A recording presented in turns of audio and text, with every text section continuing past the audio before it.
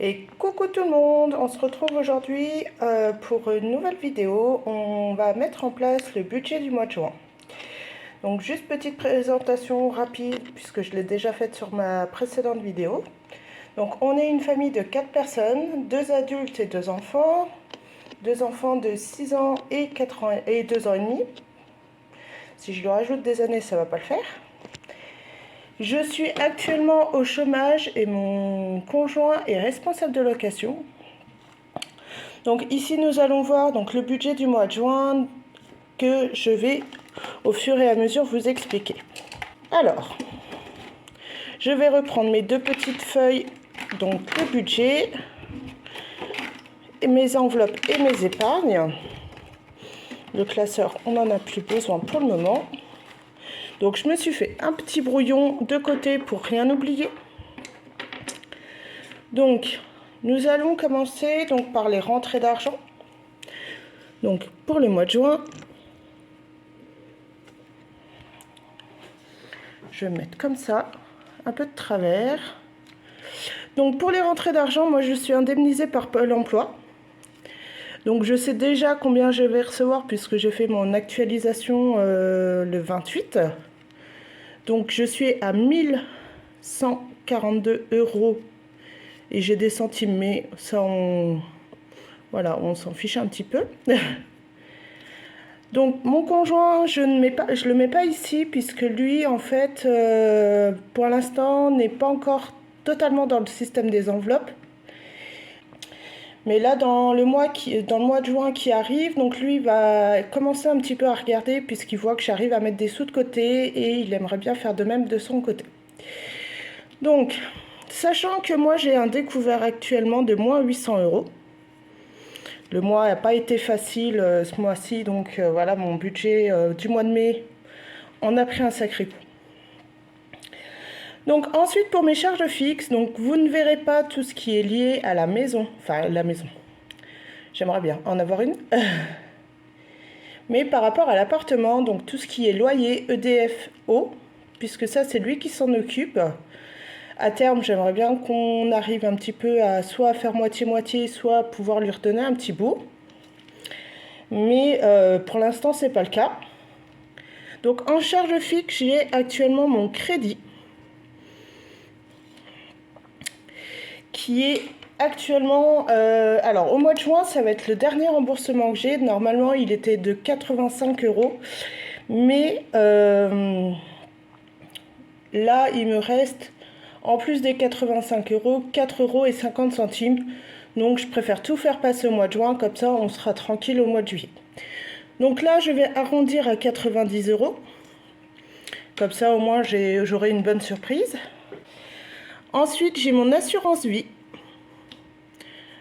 Qui est liée aussi à mon découvert à ma banque actuelle.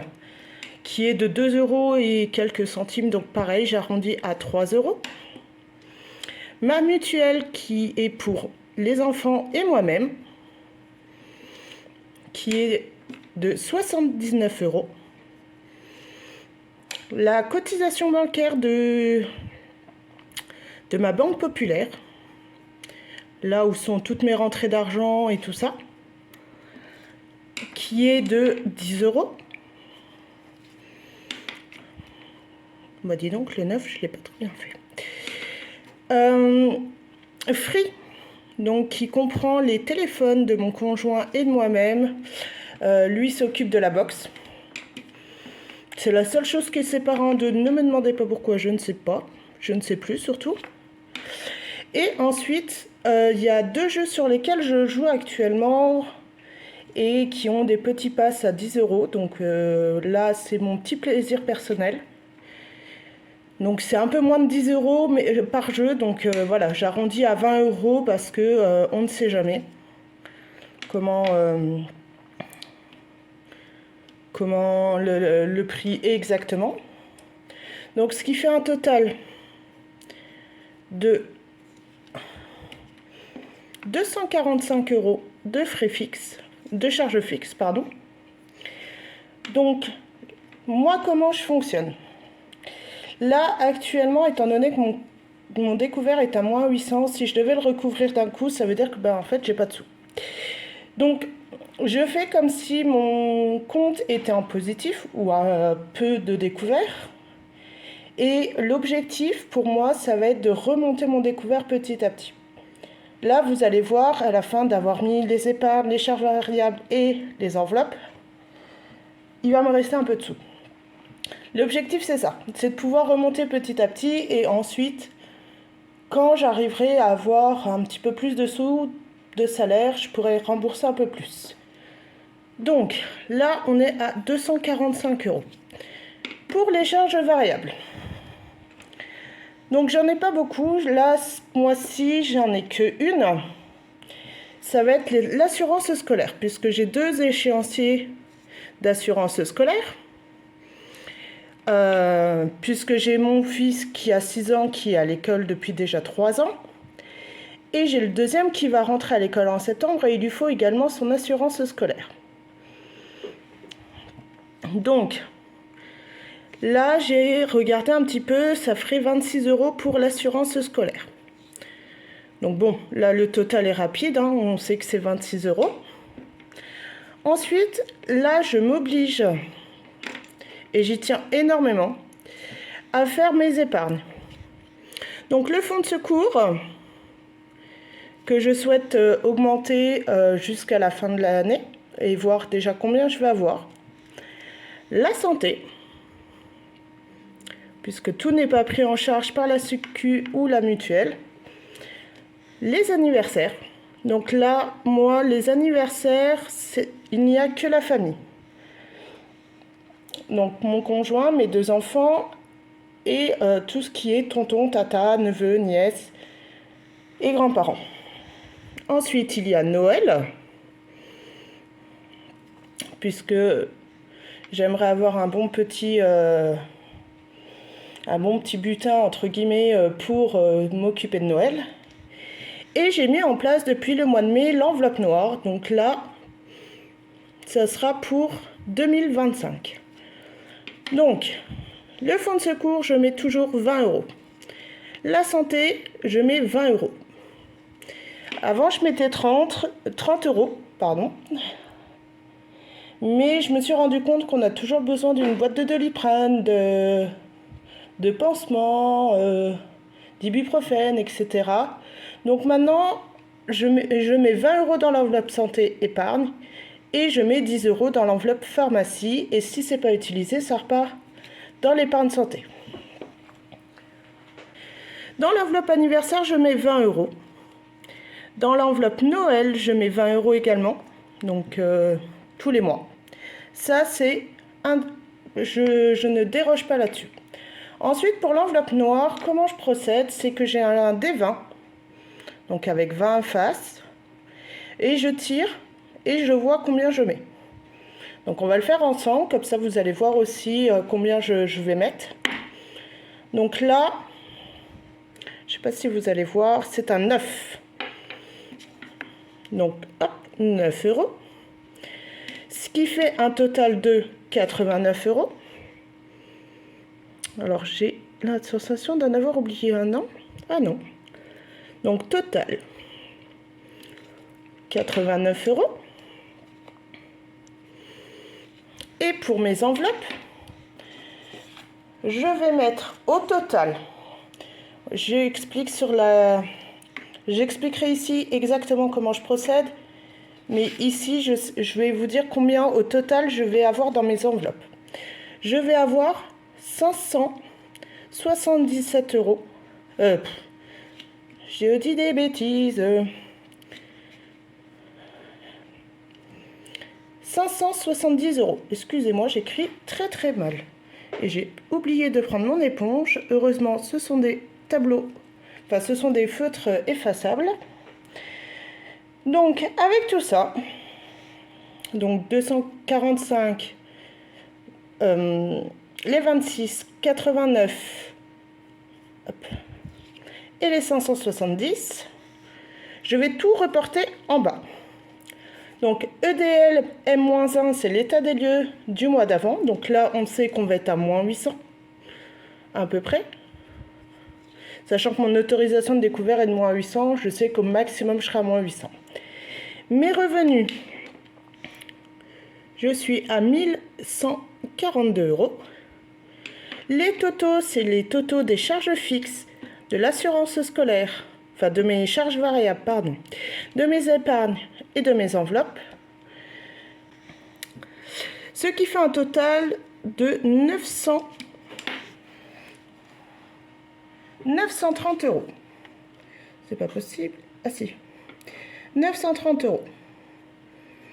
Donc, vous voyez que si je fais la soustraction de mes revenus moins le total de tout ça, il va me rester de l'argent. Alors, il va me rester exactement 212 €. Pardon. Qui va être du coup sur mon compte à la fin du mois. Donc là, on refera l'état des lieux exactement de la fin du mois de juin. Sachant que je pars de moins 800, que je rajoute les revenus, et ensuite je soustrais tout ça.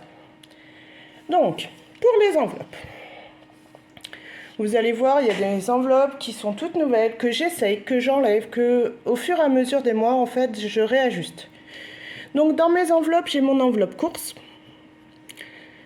Donc là, pour mon enveloppe course, je mets 430 €. Alors, je ne fais pas en fait à la semaine, puisque j'arrive pas à me dire, bah voilà, telle semaine je mets tant, telle semaine je mets tant. En fait, ça va être en fonction de mes menus de la semaine. Si ça vous intéresse, sur les prochaines vidéos, je pourrai vous montrer les menus de la semaine. Mais pour l'instant, j'arrive plus facilement à faire au mois qu'à la semaine. Donc, je suis à 430 €. Pour l'entretien. Donc celle-là, elle est toute nouvelle, donc je l'essaye pour ce mois-ci, je verrai bien ce qui va en être. Donc pour l'entretien, elle est toute nouvelle, on va essayer. Elle va être au mois. Le but étant d'aller à Action et acheter tous les produits d'entretien, mais je ne vais pas y aller moi, je vais envoyer mon conjoint pour la simple et bonne raison que je me connais. Je ne vais pas m'en sortir pour 30 €, on le sait tous, Action, c'est là où on dépense pour des choses utiles et un peu moins utiles. Donc là, pareil, 30 € pour le mois. Ensuite, nous avons la boucherie. Depuis maintenant 2 mois, je dirais, j'essaye au maximum d'acheter de la viande à la boucherie qui est à côté de chez moi. Je prends de la viande hachée et des fois un peu plus, donc pareil, je préfère mettre 40 €.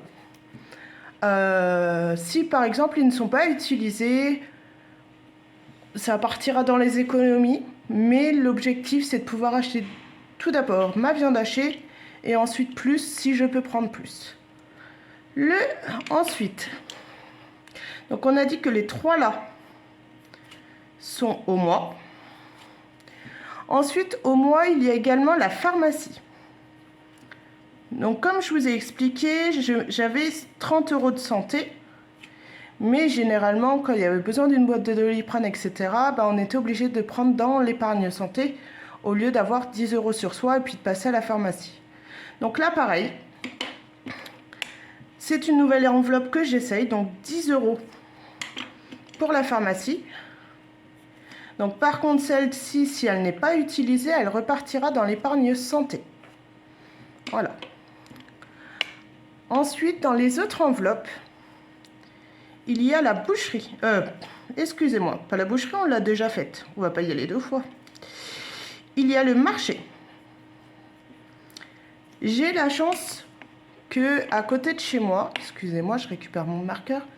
À côté de chez moi, tous les mercredis, il y a un marché avec fruits et légumes, un peu de viande des fois. Et avec mes enfants, on aime bien y aller le mercredi. Sauf que là, en ce moment, avec le temps magnifique qu'on a, c'est vrai que du coup, je n'y ai pas été du tout du mois de mai. Mais là, j'espère, on arrive au mois de juin, j'espère que le soleil arrive. Du coup, c'est 10 € par semaine. Donc là, c'est la première enveloppe que je fais à la semaine. Donc celle-ci, on la videra toutes les semaines. Ensuite, c'est ça. Du coup, je viens de me rendre compte sur mon brouillon qu'il me manquait une enveloppe. Et celle-là, si je l'oublie, je pense que je ne vais pas être spécialement contente. C'est l'enveloppe tabac. Puisque oui, je suis fumeuse, oui, j'essaie d'arrêter, mais c'est compliqué. Alors, je fume de plus en plus la clope électronique et non du vrai tabac, même si en soi, c'est à peu près la même chose. Mais du coup, pour l'instant, je préfère me garder l'enveloppe tabac, puisque du coup, on essaye de faire attention quand même. Donc du coup, je me réserve 20 € d'enveloppe tabac par semaine pour justement combler toutes les petites semaines qu'il y a.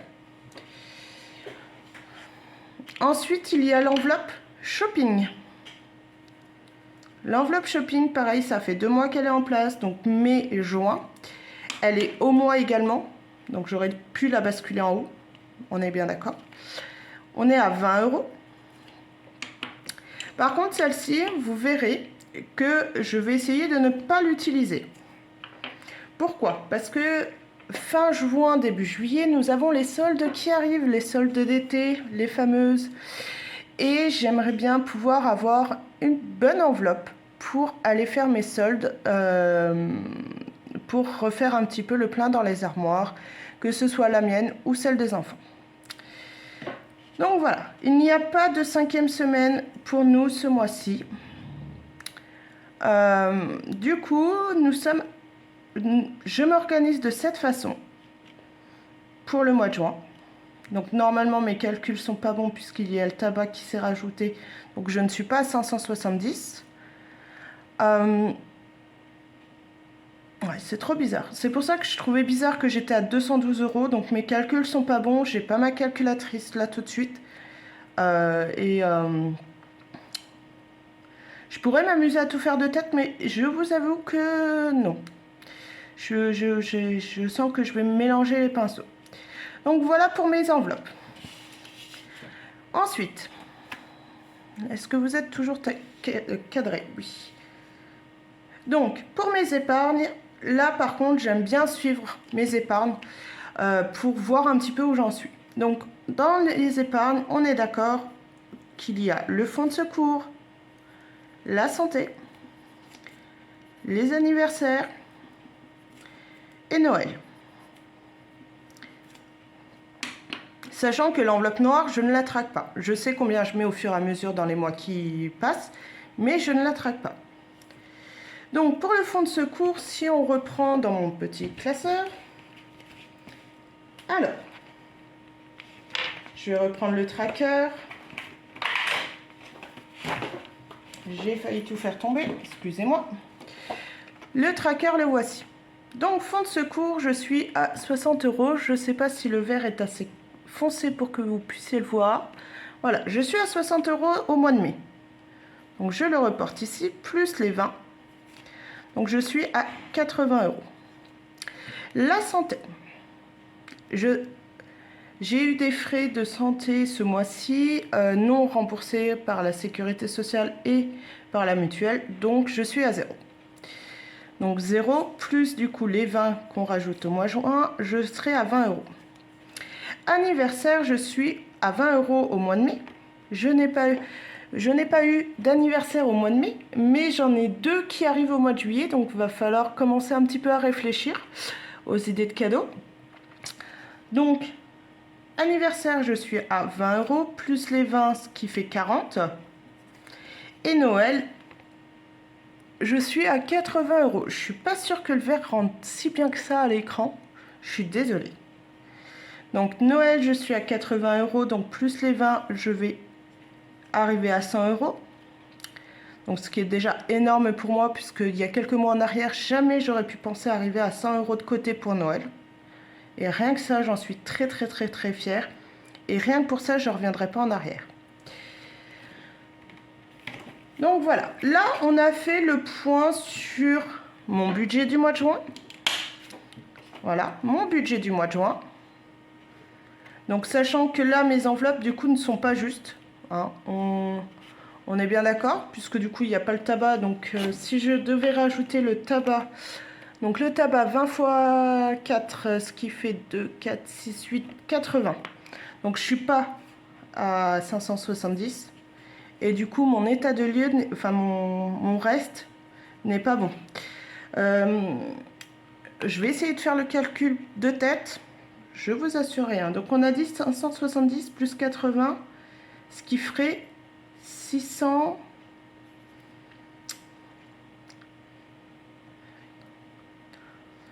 650. Dites-moi en commentaire si je me trompe. Mais normalement c'est ça, c'est 650. Donc là, on peut tout effacer. Il faut vraiment que je retrouve les éponges magiques. Mes enfants sont passés par là. Et ils me les ont piqués. Donc, là je vais effacer, enfin je vais rayer avant de me tromper. Donc là on a fait les enveloppes, les épargnes. Et j'ai l'allocation familiale de mes enfants qui tombe sur mon compte. Donc comment je vais procéder? C'est la première fois ce mois-ci que je vais essayer de faire comme ça. Donc je me suis inspirée du système de budget famille nombreuse qui du coup reverse les sous de l'allocation familiale aux enfants. Donc moi j'en ai deux, des enfants, comme je vous ai dit, Mathéo et Jules. Je reçois exactement de la part de la MSA/CAF, puisque c'est la MSA, mais je vais peut-être basculer chez la CAF. Donc pour l'instant, je suis à la MSA.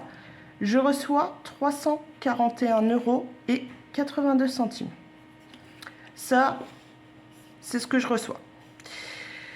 Comment je vais procéder pour les deux?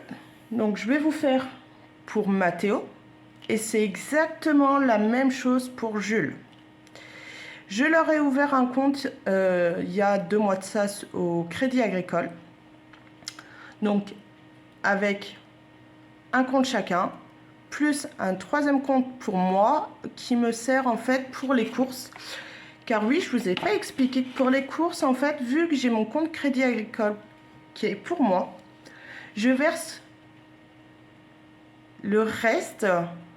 Alors, comment je peux vous expliquer? Je sais que j'ai 430 € de courses pour le mois, comme ceci. Je fais mon premier drive du mois, donc là, ça sera lundi. Je le fais à partir de mon premier compte, Banque Populaire. Ensuite, je déduis mon premier drive à mes 430 € et je verse le reste au Crédit Agricole, là où se passera les 3 autres drives. Ensuite, on va revenir pour les enfants.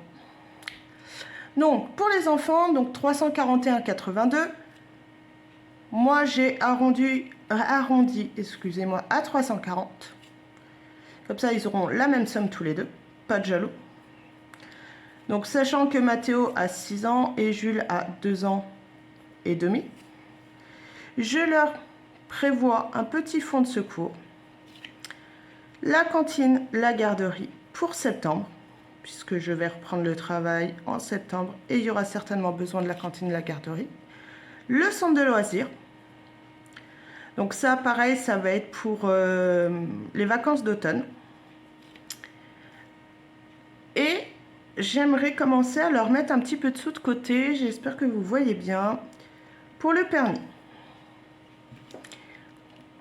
Donc, comment je vais m'occuper des 340 €? Donc, ils vont avoir chacun 170 € chacun sur leur compte.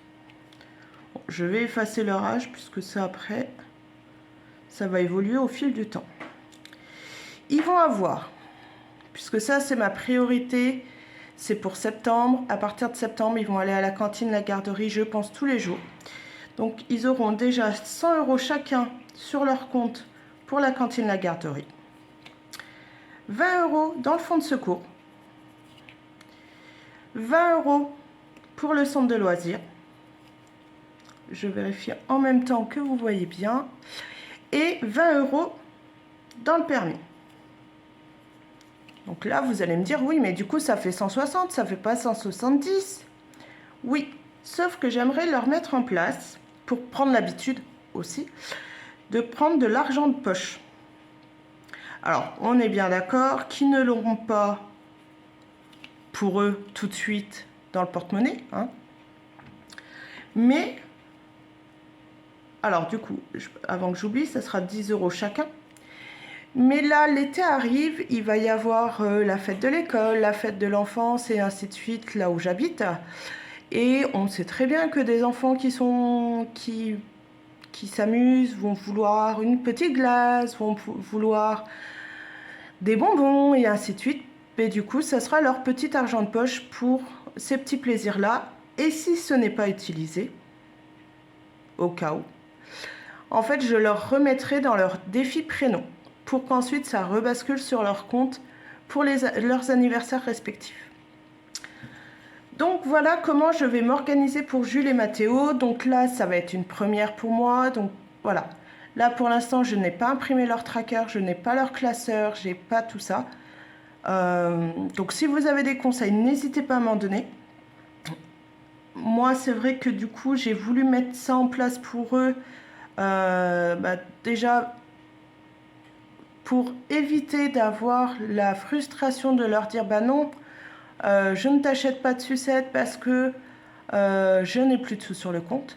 Là, au moins, ils auront de quoi faire pour la cantine, la garderie, le centre de loisirs à partir de septembre.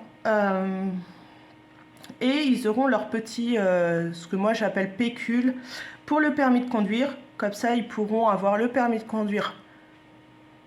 Alors déjà à moitié payé, puisque je ne vais pas leur payer l'intégralité.